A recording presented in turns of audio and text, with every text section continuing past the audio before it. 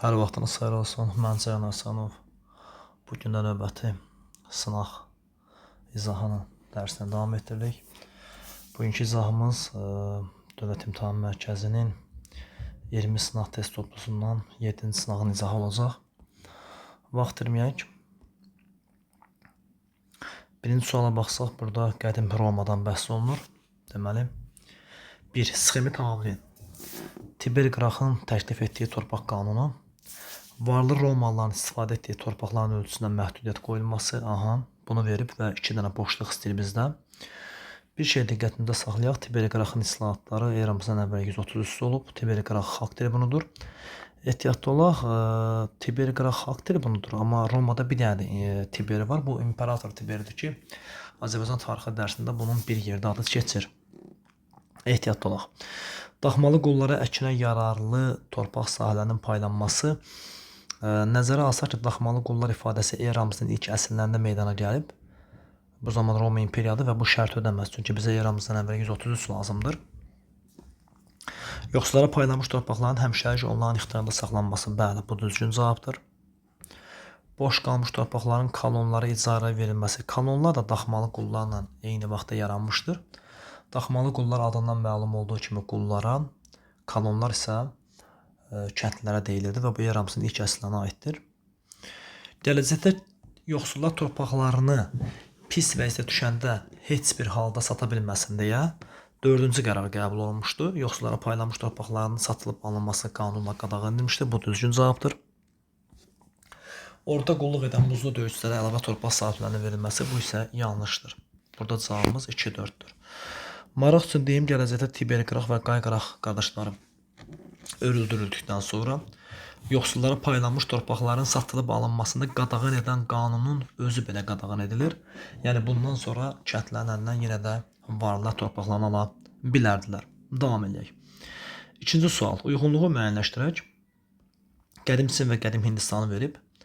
Makedoniya hökmdarı İskəndərin hərbi yürüşünə məruz qalması təbii ki, bu Hindistandır. Eramızdan əvvəl 4-cü əsr. Eramızdan əvvəl 6-5-ci əsrlərdə Konfutsi təlimi qədim Çində yayılmağa başlamışdı. İlk dəfə sıfır rəqəmdən istifadə edən təbii ki, Hindistanlılardır. Eramızdan əvvəl 4-cü minillikdə təkərin ixtira edilməsi bu Şumerdir, heç birisinə getmir. İlk dəfə tunc alətlərdən bu da Şumerdir, heç birisinə getmir. 1B, 2A, S. Cavabımız A variantıdır. Davam edək. 3-də döyüşlərin xronoloji ardıcılığını müəyyənləşdirək. Döyüşlərin xronoloji ardıcıllığını müəyyənləşdirək. Tamam. Pinsen eramızdan əvvəl 200 olsun.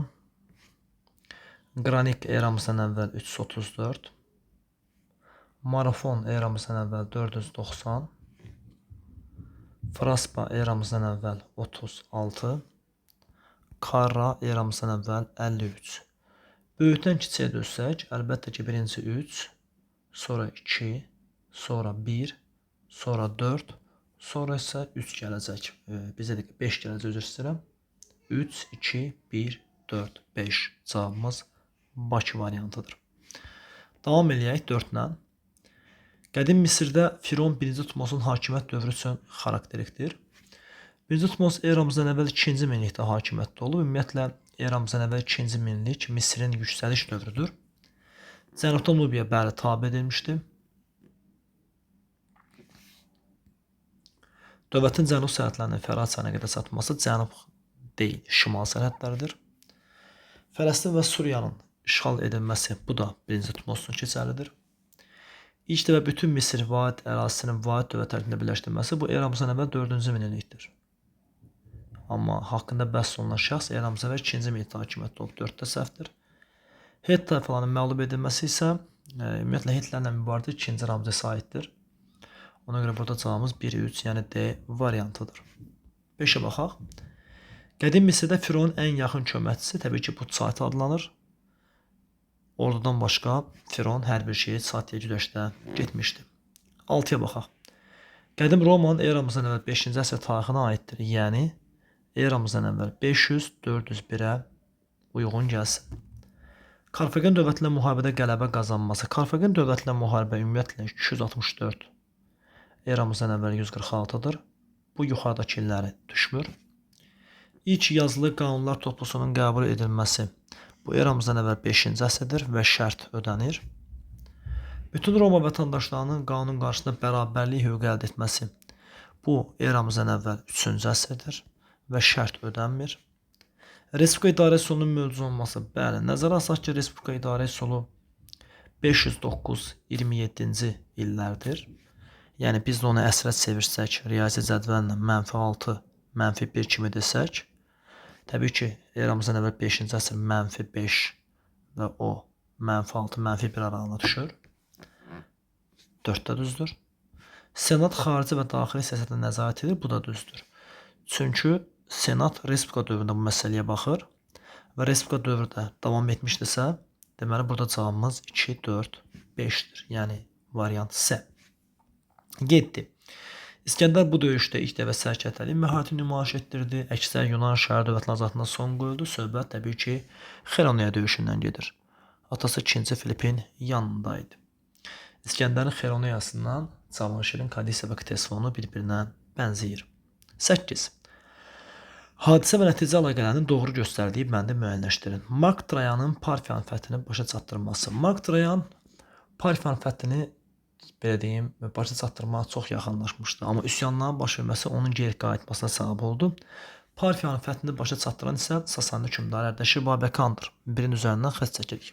Sasani hökmdarı yox əslində. Sasaninin nümayəndəsi Ərdəşir Babəkan. Çünki buna 224-də Parfiya 224-də son qoyulub. Sasanilər isə hələ 226 yaranacaq. Bir səhvdir. Pun müharibələri Yunanıstanda Roma əyalətində çevrilməsi. Nəzərə alsaq ki, Pun müharibələri Roma və Karfagen arasındadır. Yunanistanın bu məsələyə yaxından, uzaqdan heç bir əlaqəsi yoxdur. Ona görə 2-nin üzərindən xətt çəkirik. Və 1-lə 2 səhvdirsə, təbii ki, 3-lə 4 düzgün cavablarımızdır. Variant C. Doğrudan da Spartak üsyanı eramızda 71-ci ildə yatırıldıqdan sonra Romada hakimiyyətində mübarizə güclənir. Belə deyim, keçmiş konsullar arasında mübarizə artır. 4-də isə Oktavian qoşunları İskəndəriyyəni tutursa, Misir Romanın əyalətinə çevrilir. Bəli, İskəndəriyyə Romanın mərkəzi idi, Misirin mərkəzi idi. Makina İskəndər tərəfindən vaxtla belə edilmişdi, maraq üçün deyim. 9-a baxaq, eramızda və 2-ci minillikdə baş vermiş hadisələri müəyyənləşdirək. Bu tipli suallar tez-tez düşür və alternativ cavablar kimi 2-ci əsrdə qoyulurlar. Məsələn, 1 elə eramızda və 2-ci əsrdir, səhvdir. Yunanistanın cənubunda Mikeniyada yeni sivilizasiya. Bəli, eramızdan əvvəl 2-ci minilliyin ortalarında Kritdə vulkan baş verdikdən sonra bir növ Krit mədəniyyətinin varisləri Mikeniyalılar olur. 2 düzdür. Qədim Misirdə ilk yazı elə demək olar ki, dövlətlə bərabərdir. Eramızdan əvvəl 4-cü minillik, amma bizə 2-ci minillik lazımdır. Ona görə 3-cü üzərindən xətt çəkirik. 4 düzdür. Bəli, Krit padşahlığı süquta uğradı ki, Mikeniyada mədəniyyət daha da geniş yayıldı. Çünki Mikeniyalılar Krit mədəniyyətinin davamçıları sayılırlar. Hələ Kritdə vulkan baş verməmişdən qabaq Mikeniyalılar eramızdan əvvəl 2-ci min ortalarında gedib Kritdən həmin mədəniyyəti mənimsəmişdilər. 5 bu eramızdan əvvəl 3-cü əsrdir, bu da səhvdir. 6 köçəri ayrı tayfaların Hindistana gəlməsi, bəli, bu eramızdan əvvəl 2-ci minillikdir. Cavabımız 2, 4, 6, yəni C variantıdır. Davam edək. Ona baxaq. Uyğunluq pozulmuşdur. Səhv olan cavabları götürəcəyik təbii ki burada.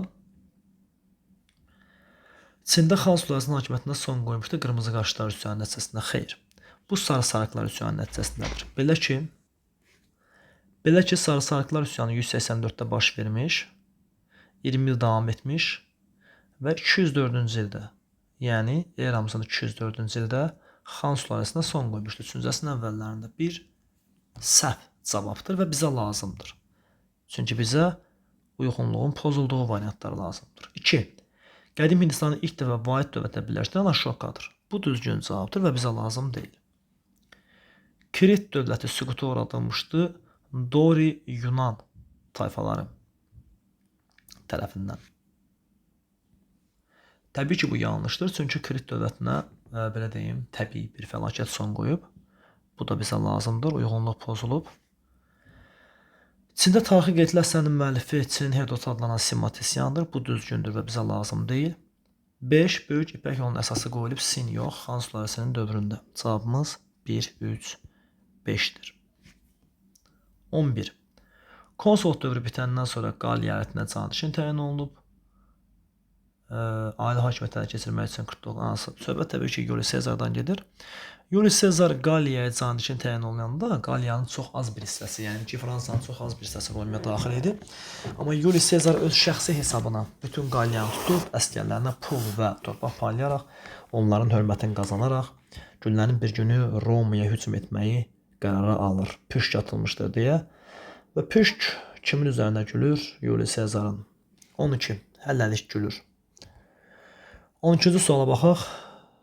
Sxemdə verilmiş hadisələrin aid olduğu dövlət və əsri müəyyənləşdirin. Bütün vətəndaşlar qanun qarşısında bərabərlik hüquq əldə etdi. Bütün İtaliyanın işğalı başa çatdı. Təbii ki, söhbət Roma Respublikasından gedir və eramızdan əvvəl 3-cü əsrdən gedir. Doğrudan da eramızdan əvvəl 509-cu ildə Roma Respublika olanda plebeylər, yoxsul vətəndaşlar sevindilər ki, yəqin ki, patrislər bizə güzəştə gedərlər. Ancaq plebeylər patrislərin güzəştə getmədiyini görəndə onlarla savaşa başladılar. Və eramızdan əvvəl 265-ci ildə, yəni 3-cü əsrdə plebeylər patrislərə qalib gələrək istənilən vəzifə və tam vətəndaş hüququnu qazandılar. Bu 3-cü əsrdir. İtaliyanın işğalının başa çatması da 3-cü əsrdir. Roma əvvəlcə öz ərazisinin işğalını başa çatdırıb, sonra qıraqdakı ərazilərə baxacaqdı. Eyni zamanda da Karfagenlə müharibənin başa çatmasının, başlanmasını daha doğrusu eramızdan əvvəl 264 kimi görsək, bütün hadisələrin eramızdan əvvəl 3-cü əsrə, eramızdan əvvəl 3-cü əsrin isə Romada Respublika dövrünə olduğunu aid edə bilərik. 13. Uyğunluğu müəyyən edin. 3-cü Tutmos və 2-ci Ramzes hər ikisi eramızdan əvvəl 2-ci minillikdə hakimiyyətdə olublar. Hər ikisi eramızdan əvvəl 2-ci minillikdə, bunu mütləq şəkildə qeyd edək. İlk piramidanın inşa edilməsi, axı ilk piramidalar 3-cü minillikdir. Ona görə avayət üzərindən xətt çəkirəm. Şimalda Nubiyanın tabe edilməsi. Nubiya Misirdən şimalda yerləşmir, cənubda yerləşir. Ona görə B də səhvdir. Suriya, Fələstin və Finikiyanın ələ keçirilməsi, bəli, bu düzgün cavabdır. Yenidən ələ keçirilmişdir. 2-ci Ramzes. Dövlətin şimal sərhədlərinin ilk dəfə Fərat çayına qədər uzanması, xeyli, bu 1-ci Tutmosdur. Kadeş müqaviləsi Hetlərini imzalayan, bəli, 2-ci Ramzesdir. Anadoludakı Het dövlətinə qalib gələn 2-ci Ramzesdir. 1C, 2B-C. Cavabımız Y variantı olacaq. 14. Teoman Tanhudan fərqli olaraq Mete Tanhunun hakimiyyəti dövründə atadan fərqli olaraq oğul. Ötükən şəhəri dövlətin paytaxtına çevrildi. Ötükən onsuz da əvvəldən paytaxtı idi. Həm Teoman, həm Meteyə olur, oxşar cəhətdir. Çini idarə edən Xan sülaləsində sülh müqaviləsi imzalandı. Əlbəttə ki, bu Meteyə aiddir. Çünki Teoman əsasən Çində Sin sülaləsinə mübarizə aparıb. Mete isə Xan sülaləsinə mübarizə aparıb. Və doğrudan da eramızdan əvvəl 200-cü ildə Pinçen müqaviləsi bağlanarsa, təbii ki, bunu Mete eləyər. Çünki Xan sülaləsi dediyim kimi deməli, eramızdan əvvəl 206, eramızın 204 olduğunu bildirsək, bu bura düşür, gördüyümüz kimi. 2 düzgündür. 3. Çin üzərində uğurlu hərbi yürüşlər təşkil edildi. Hər ikisində var bu. Teoman uğurlu yürüş etmişdi ki, bu Hunlara qarşı böyük Çin səddi çəkildi. Bu da oxşar cəhətdir. Monqol və Tibet təbii ki, bu Metedədir. Çinin cənub ərazilərinin ələ keçirilməsi, xeyr, Çinin şimal ərazidə ələ keçirdi Pinçen müqaviləsinə görə. Ona görə burada cavab 2-4, yəni D variantıdır. 15. Sparta şəhər dövlətinə aid fikirləri müəyyən edin. Egey dəniz sahilində yeni koloniyaların salınması səhvdir. Sparta Afinada fərqli olaraq koloniyalar salaraq deyil, işğallar apararaq ərazisini genişləndirməyə çalışırdı. Əhəməni dövlətinə qarşı mübarizə aparılması, bu düzdür. Ümumiyyətlə, Yunan şəhər dövlətləri arasında çox qəribə bir məsələ var. Sparta və Afina bir-birindən heç də xoşları gəlməsin, amma ümumi düşmənə qarşı birləşməyi bacarırdılar. Ona görə də Əhəmənilərin yürüşü zamanı Spartada vuruşmuş sayılır və bunun sübutu kimi eramızdan əvvəl 480-də baş vermiş Fermopil döyüşündə Yunan qoşunlarına Sparta padşahının başçılıq etməsini görə bilərik. Eramızdan əvvəl 7-ci əsrdə tiranlıq adlanan idarə üsulunun devrilməsi, Spartada belə bir şey yoxdur. İdarə üsulunda 2 hökmdarın başçılıq etdiyi oliqarxiya, bəli, Sparta həmişə də oliqarxiya olaraq qalacaq. 2-4. Ordu ümumiyyətlə Yunan şəhər dövlətlərinin çoxunda falan adlanır. Ona görə də cavabımız 2, 4, 5-dir. Yəni variant Y. 16. Qədim Çində Xan sülaləsinin hakimiyyəti üçün xarakterikdir. Bayaq dediyim kimi Xan sülaləsi eramızdan əvvəl 206, eramızdan əvvəl 204, 3-cü əsrin əvvəli. Və yaxud bunu riyazi kimi yazsaq, eramızdan əvvəli həmişə mən deyirəm mənfi kimi qeyd edin. Eramız isə 204. Eramızın 204 olmalıdır. Eramızdan əvvəl yox. Aha. Baxaq. Koreyanın işğal edilməsi, bəli, Xan sülaləsinin dövründə Koreya və Vyetnam işğal edilmişdir, düzdür. Konfutsi təlimi ilk dəfə yayılmağa başlanıb Sin sülaləsinin dövründə və maraq üçün deyim, Sin sülaləsi həmin təlimi, belə deyim, istəməyib, həmin təlimi təqib edib. Çin əhalisi vahid xalqa çevrildi, bəli. Vahid dövlət Sin, vahid xalq Xan. Böyük Çin səddi Sin, Böyük İpək yolu Xan. 3 düzdür. Mehdi xalqanla sülh müqaviləsi, əlbəttə söhbət eramızdan əvvəl 200 və yaxud belə desək mənfi 200-dən söhbət gedirsə, bu Xan sülaləsinə düşür.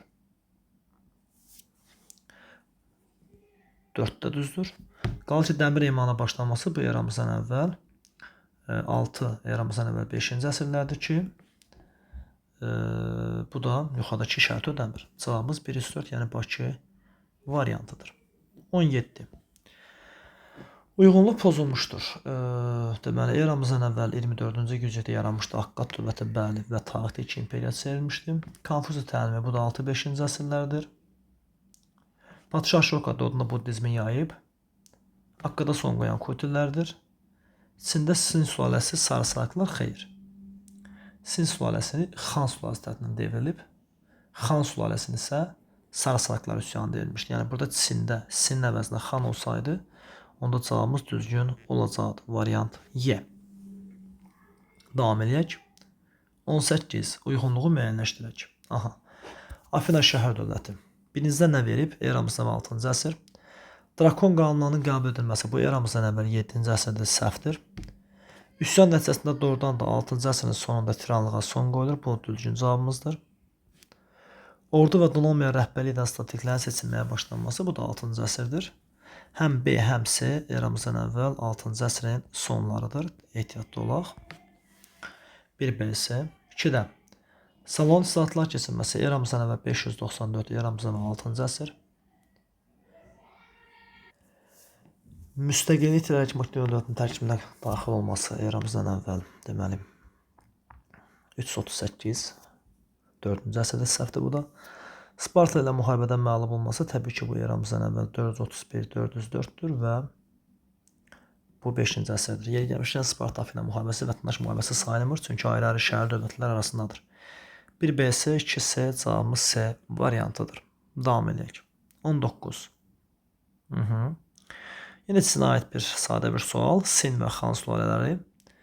Eramızdan əvvəl 3-cü əsrin 2-ci yarısına kimi gəlməsi baxaq. Eramızdan əvvəl 3-cü əsr ümumiyyətlə neçənci illərdir? 300, 201. Birinci yarısı neçənci illərdir? 300, 251. İkinci yarısı 250, 201. Sin nə vaxt gəlib? Eramızdan əvvəl 221. Xan nə vaxt gəlib? Eramızdan əvvəl 206. Doğrudan da hər ikisi 250, 201 parçasına düşür. Yəni, hər ikisi 3-cü əsrin 2-ci yarısına düşür.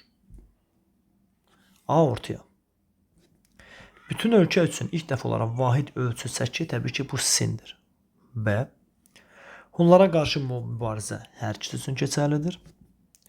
Ölkədə ilk dəfə vahid Sin. Vyetnamın bəzi vilayətləri və Koreyanın tutulması isə Xandır. 1B, D, 2Y, 3A, S. Yəni 19-cu sualda cavabımız D variantıdır. Davam edək. 20. Neçənci yüzilliyə aid hadisə verilməmişdir. Afinada azad əhalinin yoxsul təbəqəsində vətəndaşlıq hüququnun verilməsi. Bu perikldir. Eramızdan əvvəl 5-ci əsri silək. Roma şəhərinin əsasının qoyulması 753, 8-ci əsri silək. Marafon döyüşü 490, 5-ci əsri silək. Aha, burada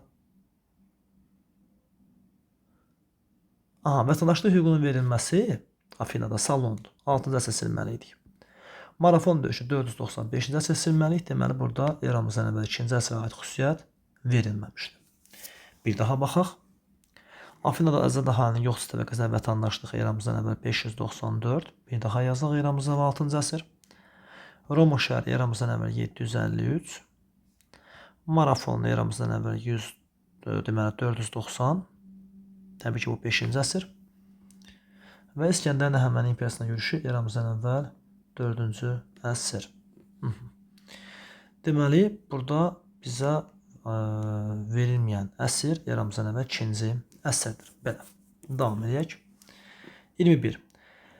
Hadisə nəticə əlaqələrinin uyğunluğunu müəyyənləşdirin. Kadeş müqaviləsi Şimali Suriyanın Hitlərdə qalması. Təbii ki, biz bilirik ki, Misir hökmdarı 2-ci Ramzes Hitlərlə mübarizə aparıb və Hitlərlə mübarizə zamanı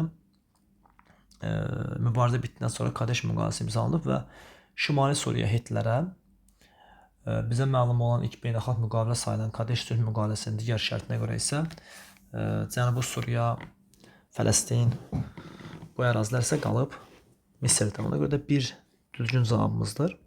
2. İskəndərin şərqə yürüşü, Midiya dövlətinin süquta uğradılması. Bunlar bir-birlərini ümumiyyətlə görməyiblər. Çünki İskəndər eramızdan əvvəl 4-cü əsrdə yaşayıb, Midiya dövləti isə eramızdan əvvəl 6-cı əsrdə artıq tarix səhnəsindən silinmişdi. Teymur Tanhu yürüş eləyib, Monqol və Tibet tayfaları tabi olub. Xeyr, bu mitedir. Akkadların başçısı Sarqonun Mesopotamiyanın şimal və cənubunu nəzarətə keçirməsi və doğrudan da dünya tarixində ilk imperiyanında məhz Sarqonu qoyubdur əsasən. 1-4, yəni cavabımız burada Y variantı olacaq. Baxaq. 22.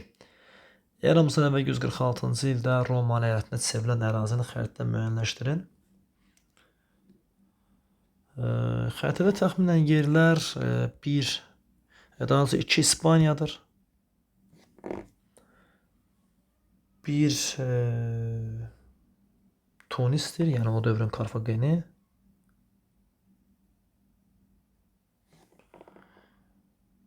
5 indiki Fransa ərazisində uyğun gəlir. 4 Yunanistan ərazisində. 3 isə Misir ərazisində daha çox uyğun gəlir. 146-cı ildə Roma həm Karfageni tutub, həm də Yunanistanı tutub. 1-4, yəni cavabımız Bakı variantıdır. 23. Şərqi Roma imperiyasının tarixinə aid olan hadisələri müəyyənləşdirin. Şərqi Roma, yəni sinonimi Bizans. Nə vaxt yaranıb? Eramızın 395-ci ildə Romanın 2 ilə bölünməsindən sonra. Daha eramızı yığışdıraq. Deməli, Bizans mövcud olub. Bizans, yəni sinonim dilindən isə Şərqi Roma 1453-ə qədər mövcud olub. Vahid dövlətin parçalanması nəticəsində, bəli, bu düzdür. Çünki 395-də Roma 2 ilə bölündü. Qərbi və Şərqi Roma. Balkan yarımadası Misir və Romanın Asiyadakı torpaqlarını əhatə etməsi, bəli. Balkan yarımadası və Kiçik Asiya yarımadası Şərqi Romaya, Apenin və Penli yarımadası isə Qərbi Romaya düşmüşdür. 2 də düzdür. Hunlarla mübarizə aparılması, əlbəttə Attila Bizansa, yəni Şərqi Romaya 434-447-ci ildə yürüşlər təşkil edib və bu da düzgün cavabdır. German tayfaları tərəfindən süquta uğradılması, xeyr. Şərqi Romaya Osmanlılar 1453-də son qoyacaq. 2-ci Mehmet Fatih. Dizrav döyüşündə isə bu ifadə yanlış olacaq. Çünki Dizrav döyüşü 371-dir. Hələ belə deyim, Bizansın yaranmasına neçə il var idi? 24 il var idi. Bizans ifadəsini işlətmək olmazdı. Deməli, bizim burada cavabımız 1, 2, 3 cavabı olacaq. Davam eləyək. Qədim Hindistan mədəniyyətinə aid olanları müəyyənləşdirin. Baxaq. Eramızdan əvvəl 2-ci Mide hieroqlif yazının meydana gəlməsi, xeyr, Misirdə və Çində hieroqlif olmasına baxmayaraq, Hindistanda hieroqlif olmayıb. Hindistanların özünə məxsus yazı sistemi olub. Mahabharata dastanı, bəli, bu Hindistana aiddir. Mahabharata, Ramayana kimi dastanlar. 2-ni götürürük. Daşdan yonulmuş 4 aslan heykəli, bəli, eramızdan əvvəl 3-cü əsr Padşah Şoka tərəfindən. Bu da bizim üçün cavabdır. İlk Olimpiya oyunları, xeyr, bu Yunanistana aiddir. 60'lıq hesablama sistemi, bu Şumerə aiddir. Birinci əsrdə daşdan yonmuş darvaza, bəli, bu düzdür. Deməli, düzgün cavabımız 2, 3, 6-dır. 3 aiddir Vahid Hindistan dövlətinə. 6 amma vahid deyildi o zaman Hindistan. Diqqətli olaq, sual başqa cürdə gələ bilərdi. Qədim Roma İmperiyasının 4-cü əsr tarixinə aid olanları müəyyənləşdirin. 4-cü əsr, yəni 301, 400. Amma nəzərə alsaq ki, Roma 395-də 2 yerə bölünüb. Ona görə də 301, elə 395 illəri bizə kifayətdir. Paytaxtın Vizantinə köçürülməsi. Təbii ki, bu 313-dür və bu illərə düşür. Biri götürürük. Parfiya dövləti ilə müharibə. Parfiya 224-də artıq süquta uğrayıb gedibsə, məsələ aydındır. İmperiyanın iki müstəqil dövlətə parçalanması. Bəli, parçalanmışdı. 395-də parçalanmışdı. Düzdür. Qulların öldürülməsini qadağan edən fərmanlar eramızın 2-ci əsrdir. Amma bizə yuxarıda neçənci əsr verilib? 4-cü əsr, səhvdir bu da. Siciliya və Korsk adalarının işğal edilməsi isə eramızdan əvvəl 264-146-cı illərdə başlamış Pun müharibələrindədir. Köhnə kitablar bunu daha dəqiq verərdilər. 2-ci Pun müharibəsinin gedişində eramızdan əvvəldir və yanlışdır. Ona görə burada cavabımız 1, 3-dür. Davam edək. 26. Xronoloji ardıcıllıq istəyir. Kadeş müqaviləsinin bağlanması. Təbii ki, eramızdan əvvəl 1286. Avropada ən qədim dövlət eramızdan əvvəl 3-cü minillik. Çində dəmir emalı eramızdan əvvəl 6, eramızdan əvvəl 5-ci əsr. Xrenal döyüşü eramızdan əvvəl 338. Necə düzək? Hamısı minilliyə çevirəkmi? Yox. Əsrə çevirsə daha yaxşı olarmı? Daha rahat olsun. Gəlin əsrə çevirək. Eramızdan əvvəl 1286 neçənci əsrdir? 13-cü əsr. 3-cü minillik təxminən 30-20-ci əsrlər. Belə deyək. Çində dəmir emalı 6, 5. Xraniya döyüşü 4. Böyükdən kiçiyə düzək. Əlbəttə ki, birinci 30-20, yəni 2. Sonra 13, 1. Sonra 6, 5, 3. Sonra 4, 4-cü əsr. Yəni düzgün cavabımız 2, 1, 3, 4 cavabı olacaq. 27-yə baxaq. Qədim Yunanıstanda ilk Olimpiya oyunlarının keçirilməsi təbii ki, eramızdan əvvəl 776, bu 8-ci əsrdir. Afina tiranlıq idarəsinin yaranması eramızdan əvvəl 6-cı əsrin təxminən ortaları. Əvvəl salon islahat keçirmişdi. Bu islahat yoxsulların hüquqlarını müəyyən qədər yaxşılaşdırsa da, amma yoxsulların hüquqlarını tam müdafiə etmədiyinə görə əhali narazı qalmışdı. Və bundan əsəbləşən aristokratlardan biri tiranlıq idarəsini yaratmışdı. Xalq da əvvəl onu müdafiə edirdi. Ümumiyyətlə, xalq yeniliyə həmişə, belə desək, dəstək verir. Amma sonra tiranlığın normal olmadığını görən xalq 6-cı əsrin sonlarında bunu devirdi. Və Yunanlıda demək olar ki, demokratiyanın bir növrəsi qoyuldu. Romada plebeylərə xalq tribunu seçmək təbii ki, bu eramızdan əvvəl 5-ci əsrdən başlayır. Yunanlıda şəhər dövlətlərin yaranması 8-ci əsr. Romada 2 yazılı qanunlar isə eramızdan əvvəl 5-ci əsrdir. Deməli 1 AD, 2 B, 3 C, Y. Situasiyaya baxaq. Eramızdan əvvəl 4-cü əsrin 30-cu illərində Yunan şəhər dövlətləri arasında başlanmış 2-ci müqəddəs müharibədə iştirak edən 2-ci Filip qısa müddətdə Orta Yunanıstanda